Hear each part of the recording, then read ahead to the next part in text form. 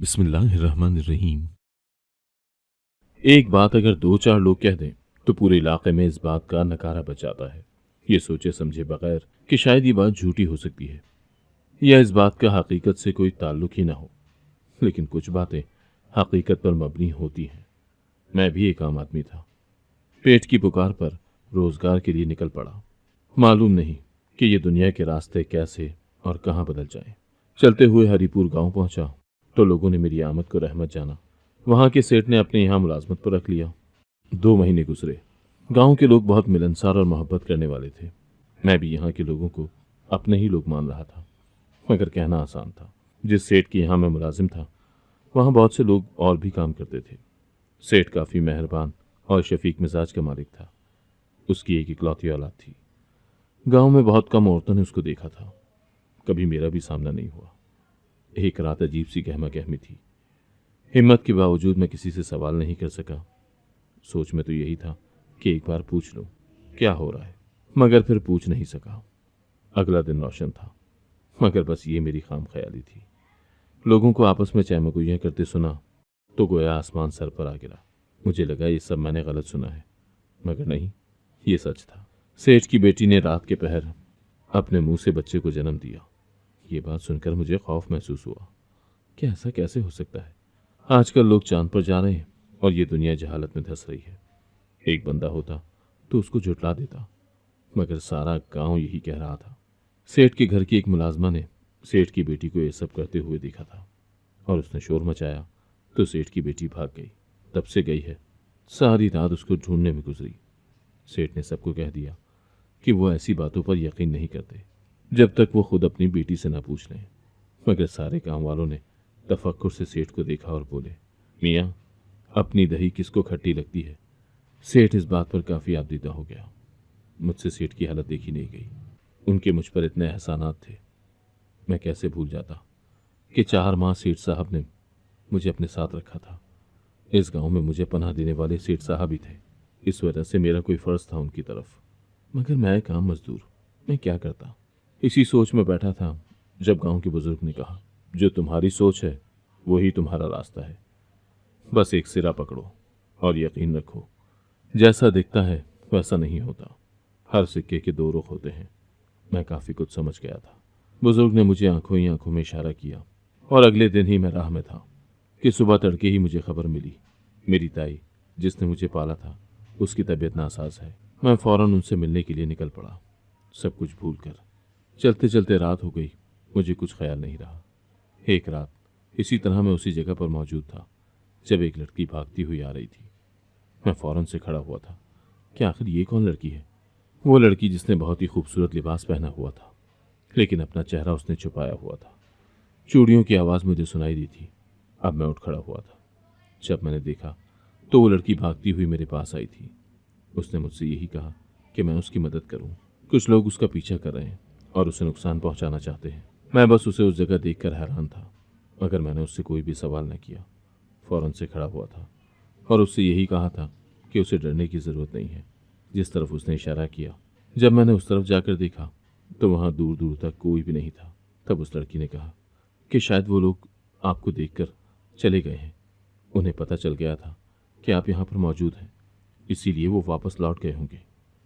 मैं बहुत हैरान था कि आखिर वो लड़की इतनी रात को अपने घर से बाहर क्यों निकली थी, लेकिन मैंने उसे कुछ न कहा। जब उस लड़की ने मुझसे ये कहा कि मैं उसे उसके घर तक पहुंचा दूं, कहीं ऐसा ना हो कि वो लड़के दोबारा से उसके पीछे आ जाए। मुझे भी यही मुनासिब लगा था कि मैं खुद उसको उसके घर तक छोड़ दूं। फिर मैंने उसे चलने का कहा। मैंने एक नज़र भी उठाकर उस लड़की के चेहरे की तरफ नहीं देखा था। बस उसकी आवाज़ मुझे सुनाई दे रही थी, उसकी चूड़ियों की आवाज़ और उसकी पायल की आवाज़। और फिर वो आगे आगे चलती जा रही थी, जबकि मैं खामोशी से उसके पीछे चल रहा था। फिर थोड़ा आगे जाकर उसने मुझसे कहा कि उसका घर आ गया है। वो मेरी बहुत शुक्रगुजार है कि मैंने उसकी मदद की। मैंने उसे जाने का इशारा किया और साथ में ये भी कहा कि आज के बाद वो कभी भी घर से अकेली बाहर न निकले। उस लड़की ने मुझसे ये कहा कि उसकी सहेली की मेहंदी थी, वो वहीं से वापस आ रही थी। उसे नहीं मालूम था कि कोई इस तरह से उसके पीछे लग जाएगा। जो भी हुआ था, मैंने ज़्यादा बात न की। वो लड़की अपने घर चली गई और मैं खामोशी से वापस आ गया था। जब मैं वापस आया तो उस जगह पर मेरी नज़र पड़ी। कोई चीज़ चमक रही थी। मैंने झुककर देखा तो वहाँ पर सोने की चेन थी। ये यकीनन उस लड़की की ही थी। तो मैंने उठा ली और अपने पास रख ली। अगले दिन मैं घर गया तो ताई की तबीयत बहुत ज़्यादा ख़राब थी। मैं बहुत परेशान हो गया था और मेरे पास तो उनके इलाज के लिए पैसे भी नहीं थे। मुझे सेठ से जो थोड़ी बहुत तनख्वाह मिली थी वो तो आने जाने के अखराजात में ही निकल गई थी। मैं बहुत ज़्यादा मुश्किल में फंस गया था। समझ ही नहीं आ रहा था कि क्या करूं। अचानक से ही मेरा ख्याल उस लड़की की चेन पर गया। वो सोने की चेन जो मुझे उस लड़की के जाने के बाद मिली थी, लेकिन वो मेरे पास उसकी अमानत थी। एक मर्तबा दिल में ख्याल भी आया था कि उसे बेचकर अम्मा का इलाज करवा लेता हूँ, लेकिन दिल नहीं माना था, क्योंकि अगर वो मुझे वैसे कहीं से मिली होती तो बात अलग थी। मगर मैं जानता था कि वो किसकी है। ऐसे में मेरी जिम्मेदारी थी कि मैं उसकी अमानत उस तक पहुंचा देता। अगले ही दिन मैंने उस लड़की के घर जाने का फैसला किया ताकि उसकी अमानत उसे लौटा सकूं। जब मैं उस जगह पहुंचा तो मैं ये देखकर हैरान रह गया कि वो तो बहुत ही खूबसूरत हवेली थी। रात के अंधेरे में तो मैं ठीक से देख नहीं पाया था। इसका मतलब ये था कि वो लड़की इतनी बड़ी हवेली में रहती थी। मैं खामोशी से अंदर की तरफ चल पड़ा। जब वहां पर मुझे एक मुलाजमा मिली, मैंने वो चेन उसे पकड़ा दी और ये कहा कि ये उनकी मालकिन की अमानत है जो कल रात रास्ते में गिर गई थी। मैं यही लौटाने के लिए आया था। मुलाजमा ने कहा, मालकिन ने कहा है कि ये उनकी अमानत आप खुद उन्हें लौटाएं। ये कहकर वो मुझे एक कमरे में बिठाकर खुद चली गई थी और थोड़ी देर बाद एक खूबसूरत सी लड़की उस कमरे में आई थी। यकीनन ये वही लड़की थी, मगर मैंने रात को उसका चेहरा नहीं देखा था। मैंने वो चेन उसकी तरफ बढ़ाई थी और वो लड़की ये देखकर बहुत खुश हुई थी। मेरी ईमानदारी से वो बहुत मुतासिर हुई थी। उसने मुझसे कहा कि अगर मेरी जगह कोई और होता तो यकीनन उसकी अमानत उसे लौटाने के लिए कभी वापस नहीं आता और न ही उस रात उसकी मदद करता जिस तरह मैंने की थी। उसने देखा था कि किस तरह से कल मैंने बाहिफाजत उसे उसके घर तक पहुंचाया था। इसीलिए वो चाहती थी कि मैं उनकी हवेली की चौकीदारी करूं, क्योंकि उसने किसी से सुना था कि मैं बहुत बहादुर लड़का हूं और उन्हें किसी ऐसे ही लड़के की तलाश थी जिस तरह मैंने कल उसकी हिफाजत की थी और बाहिफाजत उसे उसके घर तक पहुंचाया था। कल रात को जो लोग उसका पीछा कर रहे थे वो उनके दुश्मन थे और उन्हें नुकसान पहुंचाना चाहते थे। बहुत बार उन्होंने उनकी हवेली पर हमला करने की भी कोशिश की थी। वो जिसको भी अपने घर की चौकीदारी के लिए रखते थे, 2 दिन बाद ही वो डर कर काम छोड़कर भाग जाता था। लेकिन उसे उम्मीद थी कि मैं डर कर बिल्कुल भी नहीं भागूंगा। इसके लिए वो मुझे मुंह मांगी कीमत देने के लिए भी तैयार थी। मुझे तो वैसे भी पैसों की ज़रूरत थी। मैंने फ़ौरन हाँ कर दी। मेरे हाँ करने की देर थी कि उन्होंने मेरी पहली तनख्वाह मुझे उसी वक्त थमा दी थी। मैं कभी भी उनसे पहली तनख्वाह न लेता, लेकिन मुझे ज़रूरत थी। मुझे ताई का इलाज करवाना था, इसीलिए मैं पैसे लेकर खुशी खुशी घर वापस आ गया। जब मैंने ये बात ताई को बताई थी तो वो काफ़ी हैरान हुई थी, क्योंकि जिस हवेली का जिक्र मैंने उनसे किया था, ताई का कहना था कि आज से पहले तो उन्होंने इस हवेली के बारे में कभी नहीं सुना कि आसपास कोई ऐसी हवेली भी मौजूद है जहाँ पर बहुत अमीर लोग रहते हैं। तो मैंने ताई से कहा, वो कौन सा ज़्यादा घर से बाहर निकलती होंगी, कोई अमीर लोग हैं, क्या पता वो पहले इस जगह ना रहते हों। लेकिन हवेली उनकी बहुत खूबसूरत थी। ऐसा लगता था जैसे कुछ अर्सा पहले ही तामीर करवाई है। मेरी बात सुनकर ताई चुप हो गई थी और उन्होंने कुछ न कहा। जो पैसे उन्होंने मुझे दिए थे उससे हमारे घर के हालात काफ़ी बदल गए थे और फिर अगले ही दिन मैंने उस हवेली के बाहर चौकीदारी करनी शुरू कर दी थी। मुझे उस हवेली में जाते हुए कुछ ही दिन गुजरे थे जब मुझे कुछ अजीब सा महसूस होने लगा था। जैसे ही रात होती थी तो हवेली के इर्द गिर्द एक अजीब सी रोशनी फैल जाती थी और हवेली का दरवाज़ा बंद हो जाता था। उसके बाद ना तो कोई हवेली से बाहर निकलता था और ना ही कोई हवेली के अंदर जाता था। क्योंकि मेरा काम हवेली के बाहर था, इसीलिए मैंने कभी अंदर जाने की कोशिश नहीं की थी। यहाँ पर काम करते हुए मुझे कुछ ही दिन गुजरे थे जब मालिक ने मुझसे ये कहा कि मुझे रात को उनकी हवेली की चौकीदारी करनी है, जबकि दिन को भी उनकी हवेली में काम करना होगा। मैं दिन को भी यहाँ आया करूँ, उसके लिए मुझे अलग से पैसे देंगे। मुझे पैसों की बहुत ज़रूरत थी, इसीलिए मैंने उनकी बात मान ली और मैं दिन को भी उनकी हवेली आ जाता था। मालकिन को कहीं भी घर से बाहर जाना होता तो मैं ही उनके साथ जाता था, ताकि उनका कोई भी दुश्मन उन्हें नुकसान न पहुंचा सके। उस हवेली में उस लड़के के अलावा मैंने चंद एक मुलाजमा को ही देखा था। इसके अलावा मेरी किसी और से मुलाकात नहीं हुई थी। तो क्या वो लड़की अकेली इस हवेली में रहती थी? मगर कभी पूछने की हिम्मत ही नहीं हुई थी और ना ही मैंने कभी ये सवाल पूछा था कि कहीं ऐसा ना हो कि मेरा ऐसे पूछना उन्हें बुरा लग जाए। जैसे ही शाम होती थी तो मालकिन आकर मुझे अपने साथ बाहर चलने का कहती। मैं उनके साथ बाहर आता था और वो हवेली से कुछ दूर फासले पर जंगल के करीब ही एक बहुत बड़े घने दरख्त के पास जाती थी। वहां पर रोजाना ही लाल रंग का कपड़ा बांधकर उस दरख्त से हरे रंग के कुछ पत्ते तोड़ लेती थी और उसे एक लाल रंग की चादर में बांध लेती और मुझे वापस आने का कह देती। मैं बहुत हैरान होता था कि आखिर वो रोजाना इन पत्तों का क्या करती है। मालकिन से मेरी ज्यादा बात ना होती थी, बस खामोशी से मैं वही करता जो वो मुझे करने के लिए कहती। मैं रोजाना मालकिन के साथ उस जगह जाता था और हम लोग शाम को मगरिब होने से पहले पहले हवेली वापस आ जाते थे। मगरिब के बाद हवेली में मेरा दाखिला बंद हो जाता और उसके बाद मैं हवेली के बाहर ही चौकीदारी करता था। एक दिन इसी तरह से मैं मालकिन के साथ उसी जगह पर गया था जब उन्होंने वही सब कुछ किया था। वहां पर एक कपड़ा बांधा था और उसके साथ ही उस दरख्त से चंद पत्ते तोड़कर एक चादर में बांध लिए थे और मुझे अपने साथ चलने का कहा। उस दिन अचानक ही एक तेज आंधी चलने लगी थी और कुछ दिखाई नहीं दे रहा था, जबकि मालकिन ये सब देखकर बहुत घबरा गई थी। ऊपर से तेज बारिश शुरू हो चुकी थी। मैंने मालकिन से बहुत कहा कि हम थोड़ी देर यहीं पर रुक जाते हैं, जैसे ही मौसम थोड़ा बेहतर होगा तो हम वापस चले जाएंगे, लेकिन उन्होंने मुझसे ये कहा कि वो रुक नहीं सकती। उन्हें मगरिब से पहले पहले ही हवेली पहुंचना है, वरना सब कुछ खत्म हो जाएगा। उनकी बात की मुझे कुछ समझ नहीं आई थी, लेकिन उन्होंने मुझे अपने साथ चलने पर मजबूर किया। ये कहा कि अगर मैं उनके साथ नहीं जा सकता तो वो खुद चली जाएंगी। मैं मजबूर था, इसीलिए उनके साथ चल पड़ा। बड़ी मुश्किलों से हम हवेली तक पहुंचे थे।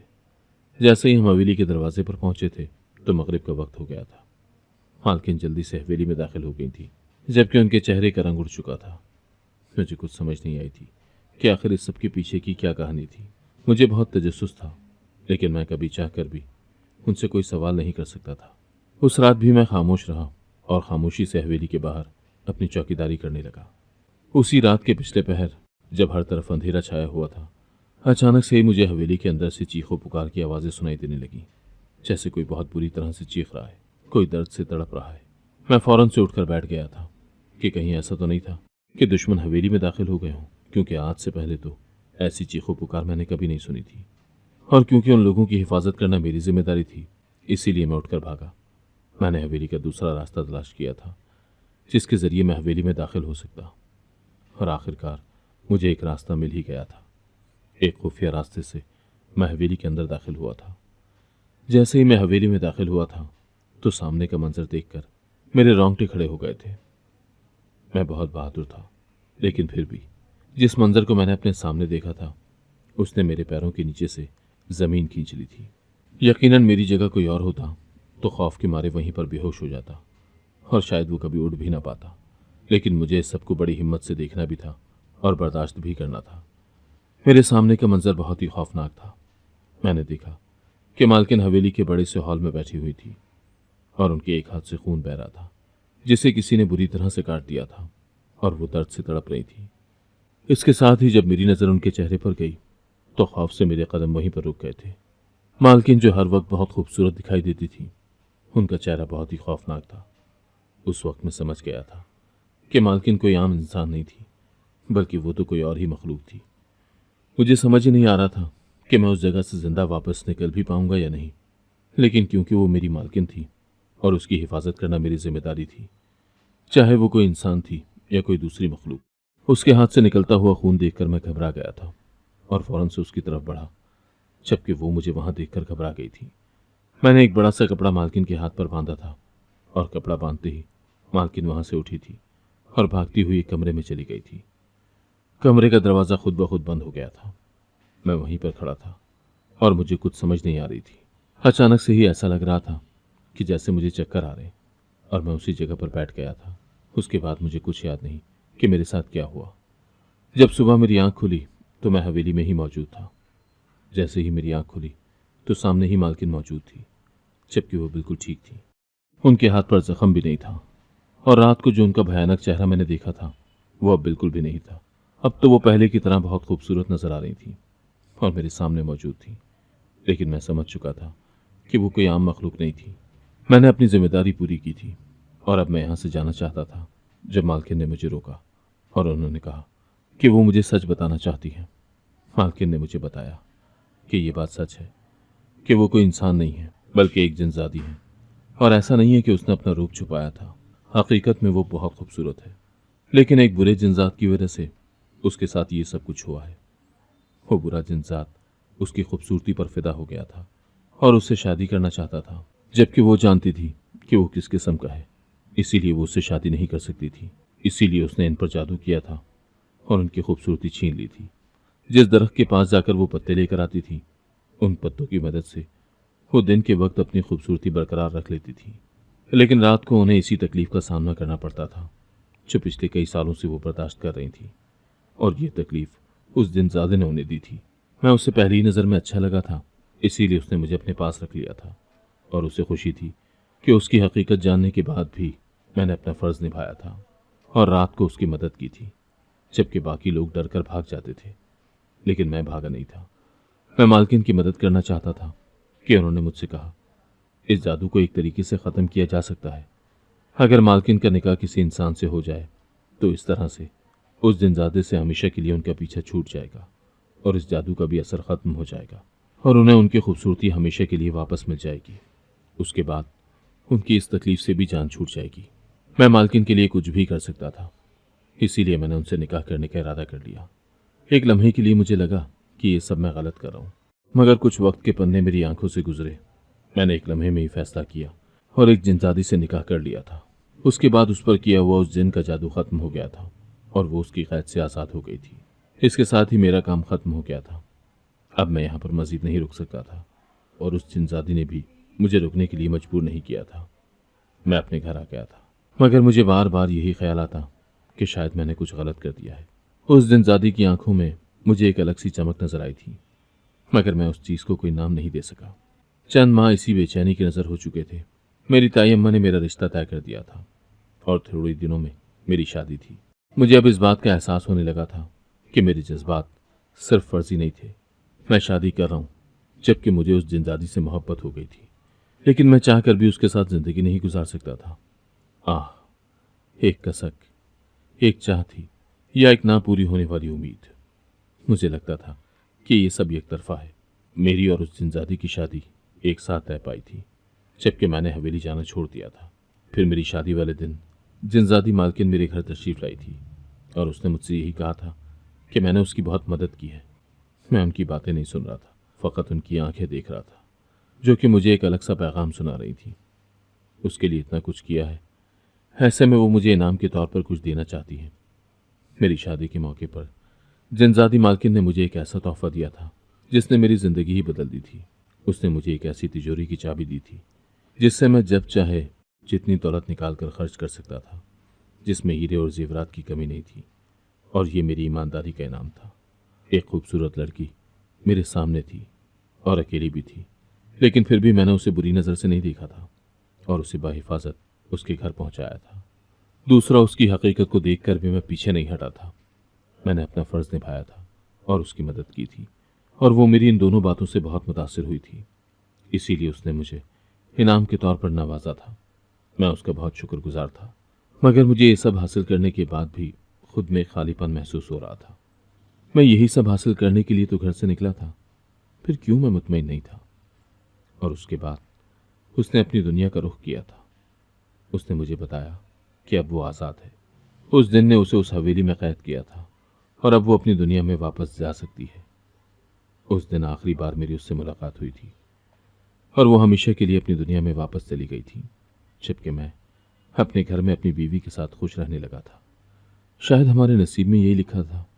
मेरी बीवी भी रुखसत होकर हमारे घर चली आई थी। हमारे घर के हालात बदल गए थे। मैंने अपना एक बहुत खूबसूरत और बड़ा घर बनाया था। मैं हर किसी की दिल खोल कर मदद करता था, लेकिन मेरे खजाने में कमी नहीं आती थी।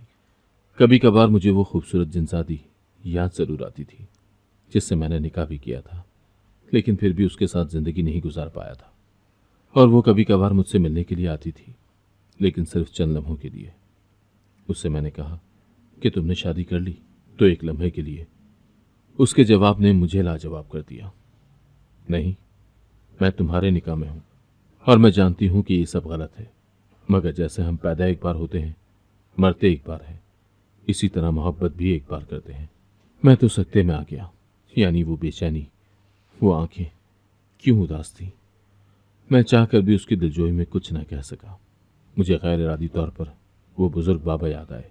जिस रात मेरा उस जिनजादी से निकाह था, मैं उस बाबा के पास गया था और बोला कि आपने मुझे ये राह दिखाई थी, इसकी कोई मंजिल नहीं, एक अनदेखी दलदल है, मैं क्या करूं, समझ ही नहीं आ रहा। बाबा ने कहा, बेटे, उस सेठ की कहानी ही एक दलदल है। मैं हैरानी से बाबा को सुनने लगा। सेठ की सास काले जादू की माहिर थी, जबकि उसकी बेटी यानी सेठ की बीवी हामला हुई तो उसने एक शैतानी अमल किया और जिनजात से एक बच्चा लेकर सेठ की हामला बीवी को पिला दिया। जब तौलीदी अमल हुआ तो जिन का बच्चा भी सेठ की बीवी की कोख में पल रहा था। पैदाइश के दौरान सेठ की बीवी तो चल बसी, मगर उसकी सास ने जिनजादी को उस हवेली में ले जाकर कैद कर लिया और सेठ को एक बेटी का बताया। यह सब सेठ की सास ने किया।